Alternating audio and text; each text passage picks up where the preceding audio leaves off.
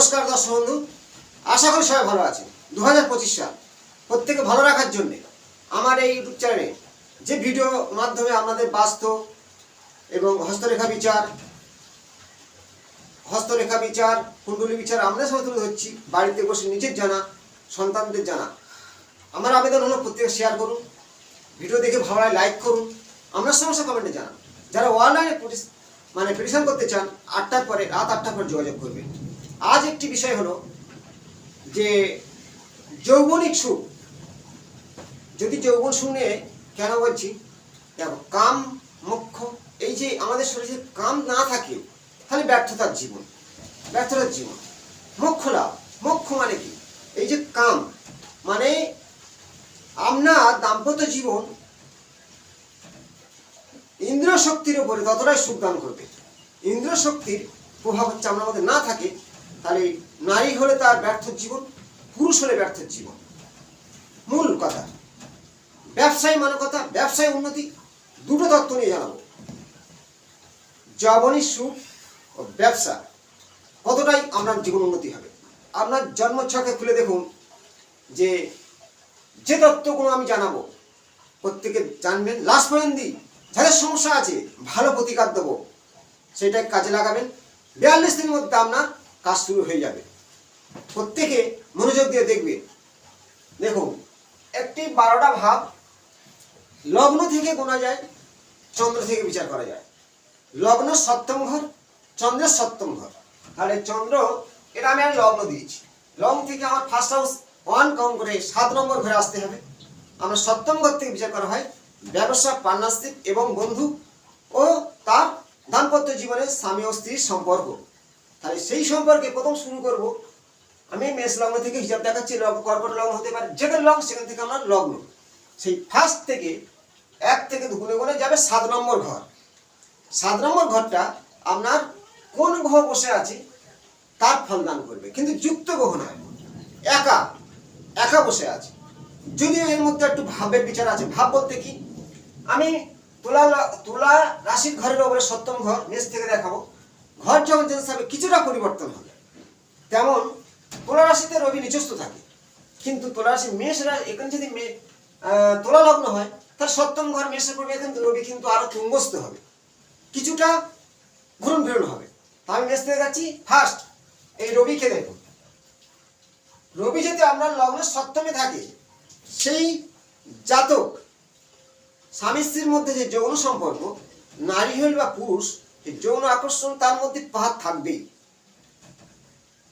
মারাত্মক পাহাড় থাকবে। কিন্তু সপ্তমে রবি একটা নেগেটিভ দেয়, বিবাহ জীবনে অমিল যোগ করে দেয়। ব্যবসা করলে কাঠ পাথর এবং সরকারের কোনো সাবজেক্টে যুক্ত থাকবে। সরকারি চাকরি বলছি তা নয়, চাকরির সঙ্গে হতে পারে, সরকারি আন্ডারে অনেক সময় অনেক বিজনেস আছে, তার সঙ্গে সরকারের সঙ্গে যুক্ততা, সেইভাবে সে পরিচালিত হবে, উন্নতি করবে। তাহলে 1 নম্বর হলো রবি। 2 নম্বর চন্দ্র সপ্তম ঘরে আছে। ফার্স্ট বলেছিলাম লগ্ন ধরো কর্কট, এখানে সপ্তম ঘরে আসবে। তাহলে আমি সপ্তমে একটা হিন্স দিলাম, এখান থেকে লগ্ন, এটাও সপ্তম। তাহলে এখানে লগ্ন চন্দ্র, লগ্ন থেকে সপ্তম ঘরে চন্দ্র হচ্ছে কি মন মানসিকতা, স্পর্শকাতর। সপ্তম যদি কারো চন্দ্র থাকে, সেই জাতিকেরা মানে চন্দ্র যেমন উতাল পাতাল 15 দিন পরে খেলচাঁদ বলা হয়, তেমন কখনো মুড খুব ভালো, কখনো মুড খুব নরম। স্বামী স্ত্রীর মধ্যে যে যৌন সম্পর্কে, এদের মধ্যে কখনো রোমান্টিক, কখনো নর্মাল। চন্দ্রের এটা স্পর্শকাতর, অল্পতেই স্পর্শকাতর এরা অনুভব করবে। কিন্তু চন্দ্রের কারণ হলো এরা কখনো ভালো কখনো মন্দ। চন্দ্রই সপ্তমে থাকে, কিন্তু তার সৌন্দর্য স্ত্রী লাভ, নারী ক্ষেত্রে সুন্দর স্বামী লাভ হতেই পারে। তাই দুটোই গেল। মঙ্গল, এই মঙ্গল আপনার লগ্ন থেকে সপ্তম ভাবে বসে আছে। মঙ্গল যদি কেউ সপ্তমে থাকে, তার মাটি বিজনেস। মঙ্গল হলো ভূমিপুত্র এবং ভালো প্রমোটার হতে পারে, এই ধরনের মাটি বিজনেস মানে জমি কেনা বেচা, প্রমোটারিং। মঙ্গল সপ্তমে আছে, তার যৌন সম্পর্ক সে কেমন, খুব পাওয়ারফুল, এদের মধ্যে খুব তেজ। যখন সে যুদ্ধে যাবে সে প্রস্তুত।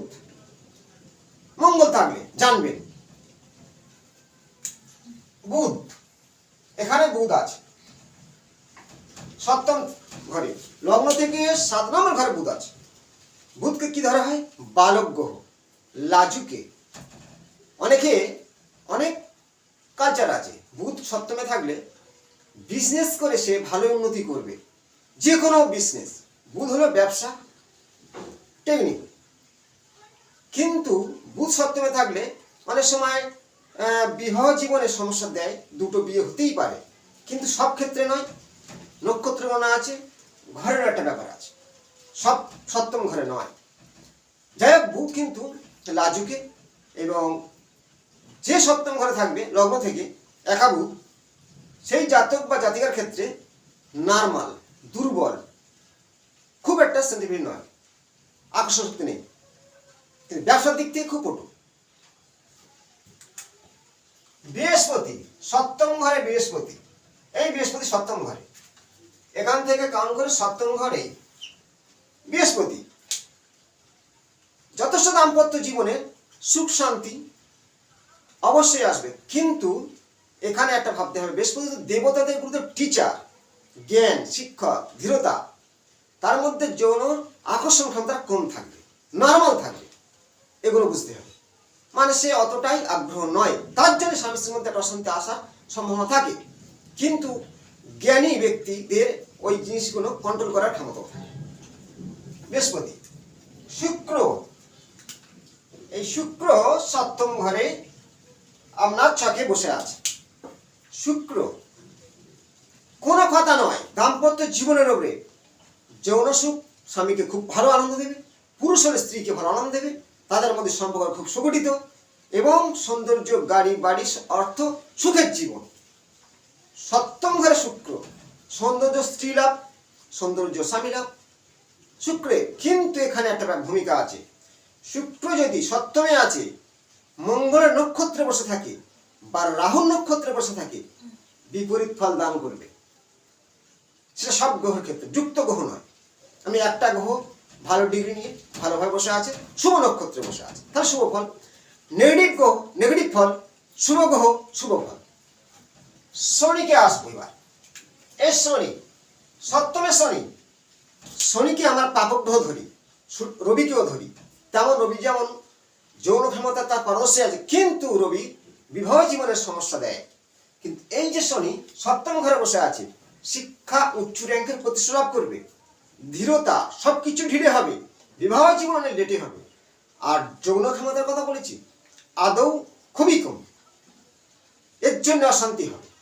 দাম্পত্য জীবনে কেন বিবাহ ভঙ্গ হয়, ডিভোর্স হয়, বিভিন্ন আগে আমি তত্ত্ব দিয়েছিলাম, অষ্টকূট বিচারে কিছু তত্ত্ব দিয়েছি, এবং আরো বিভিন্ন তত্ত্ব দিয়েছিলাম। তার সঙ্গে এটাও কিছু কানেকশন আছে। সপ্তমে শনি বিবাহ জীবনের উপরে আপনার লেটে তো বিয়ে হবে, এবং যা কিছু যৌন সমস্যার দিক থেকে আপনার ভ্রান্তি হয়। নারী হলে পুরুষ, ধরো জাতকের মঙ্গল আছে সপ্তমে, আর নারীর ক্ষেত্রে আছে শনি, নারীর ইচ্ছে ক্ষমতা কম, শীলতা কম, শিহরণ কম। শনি একাকিত্ব ভালোবাসে, সেই কারণে সপ্তমে শনি যৌন ক্ষমতার দিক থেকে অনেকটা নেগেটিভ ফল দান করবে, কিন্তু উচ্চ র্যাঙ্কের শিক্ষা লাভ করবে, এবং দেরি করে যা কিছু পাবে সব লেটে পাবে। শনি হচ্ছে ধীর গতি, একটা রাশি চক্রে 2.5 বছর সময় দেয়। তাই 3 × 36, মানে সে নিজের ঘরে ঢুকতে হলে কত সময় নিচ্ছে?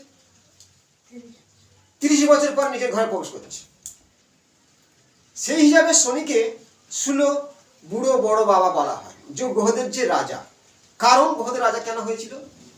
সূর্যের পুত্র শনি যখন ছায়ার ধর্মে জন্মগ্রহণ করে, তখন ছায়া মহাদেবকে সন্তুষ্ট করে বলেছিল, আমার যদি বর দিতে হয় আমার সন্তানের দাও, সে যেন সবার উপরে রাজা হতে পারে, গ্রহদের উপরে। তা শিব তথাস্তু বরদান দিয়েছিল। তাই কর্মের ফলদাতা হিসেবে শনিকে ধরা হয়।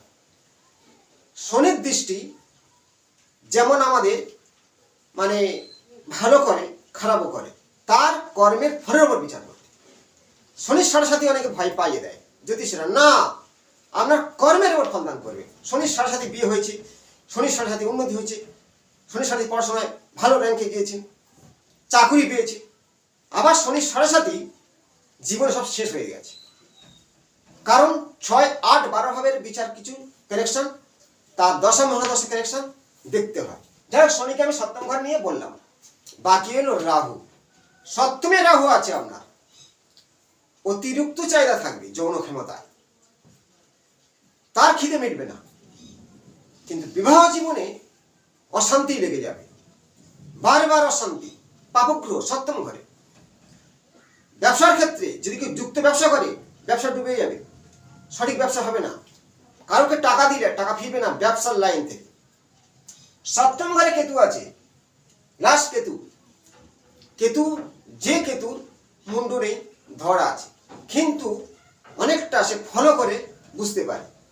সপ্তমে কেতু থাকলে আপনার স্বামী স্ত্রীর মধ্যে বারবার এই সম্পর্ক নিয়ে অশান্তি লেগে যাবে, সেই কারণে আপনার অনেকটা ডিভোর্সের দিক যেতে পারে। কিন্তু 6, 8, 12টা দশা মহাদশা বিচার করতে হবে।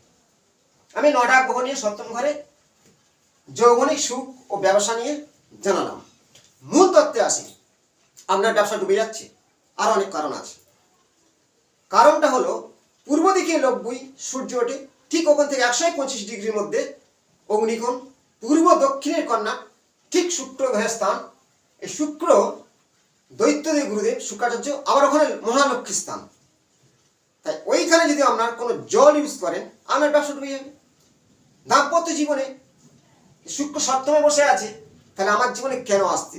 এই কারণে আমি ভেঙে দিচ্ছি যে আপনার অগ্নিকোণে কোনো জলের ব্যবস্থা আছে, বা সেই ঘরে বড় আয়না লাগানো আছে, বিছানা আছে, স্বামী স্ত্রী থাকে, আয়নার প্রতিফলন হয়, জীবনে চিড় খাচ্ছে, বারবার ঘাত প্রতিঘাত আসছে। বাস্তব আমাদের জীবনে অনেকটাই নেগেটিভ ফল দান করে থাকে, সঠিক জায়গায় সঠিক জিনিস না থাকলে, সেটাও দেখতে হবে। তাই বাস্তুটা আমাদের জ্যোতিষের সঙ্গে বিশাল ভূমিকা এবং যুক্ত। যদি কোনো জ্যোতিষী বাস্তু না জেনে শুধু কুণ্ডলী বিচার করে, আপনার ক্ষেত্রে মিলবে না। তার সাথে অনেকের ডেট অফ বার্থ নেই, হাত আছে। এই করতলের রেখা বিচার করে বলা যাবে দাম্পত্য জীবনটা কেমন যাবে। অনেক ভিডিওতে বলেছি, 100 বার বলেছি, আরো বলবো। শুক্রস্থানকে যৌবনিক সুখ, দাম্পত্য সুখ শুক্র দিয়ে থাকে, অর্থ সুখ শুক্র দিয়ে থাকে। শুক্রকে বলা হয় শুক্রবার লক্ষ্মীবার, এবং শুক্র আমাদের জীবনে সুখ শান্তি দেয়। শুক্র খারাপ, জীবনে সুখহীন। তার শুক্রকে যদি আয়ুরেখা না ব্যারিকেড করতে পারে, দাম্পত্য জীবনে অশান্তি লাগবেই। আমি যে তত্ত্বগুলো যেন নিজেরা জানাবেন কমেন্টে আপনার সমস্যা। এবং লাস্ট একটা প্রতিকার বলেছিলাম, যদি আমার ব্যবসা ডুবে যায়, বাড়িতে অগ্নিকোণে জলের ব্যবস্থা আছে, বাথরুম আছে, লাল ডুম ওইখানে জেলে রাখুন। একটা ছোট প্রতিকার দিলাম। এবং স্বামী স্ত্রীর মধ্যে অশান্তি হচ্ছে, জোড়া হাঁসের ছবি যে ঘরে থাকেন লাগান। পরবর্তী নতুন তত্ত্ব নিয়ে আসবো। করতে ভালো থাকবেন। নমস্কার।